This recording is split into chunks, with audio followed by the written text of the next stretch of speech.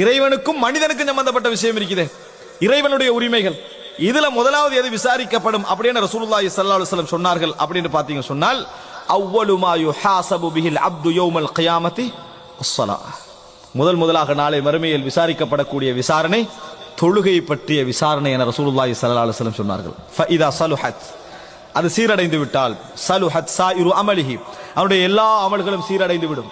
வ இதா ஃபஸதத், அது ஃபஸாதாகி விட்டால், ஃபஸதத் ஸாயிரு அமலிஹி, அவருடைய மற்ற அனைத்தும் சீர்கெட்டு விடும், எல்லாம் என்ன செஞ்சிடும், பாழாகி விடுமாட்டாங்க. அப்படின்னா என்ன, இந்த உலகத்துல ஒரு மனிதன் தன்னைய சீர்திருத்திக் கொள்ளணும், தன்னை மாற்றிக்கொள்ளணும், அல்ல இறைவனுக்கு ஏற்ற மாதிரி வாழ்ந்து கொள்ளணும் நினைச்சானா எதையும் யோசிக்க வேணாம். முதலாவது தொழுகையை சீர்திருத்தணும், சட்ட ரீதியாகவும் உணர்வு ரீதியாகவும்.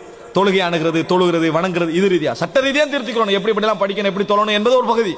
மார்க்க ரீதியா அதை சீர்திருத்திக் கொள்ளணும். இது ரெண்டே சீர்திருத்திட்டான்னு சொன்னா இந்த உலகத்திலேயே அல்லாஹ் தஆலா சொல்றான் என்ன, தன்ஹா அனில் ஃபஹ்ஷாஇ வல் முன்கர், தீமையான மானக்கேடான விஷயங்களை விட்டு தடுக்கும் என்றான். மறுமை நாளையும் அதுதான் எங்களுக்கு என்ன செய்ய போகிறது, முதல் அம்சமாக விசாரிக்கப்பட போகிறது என்பதை நம்ம பார்க்கிறோம்.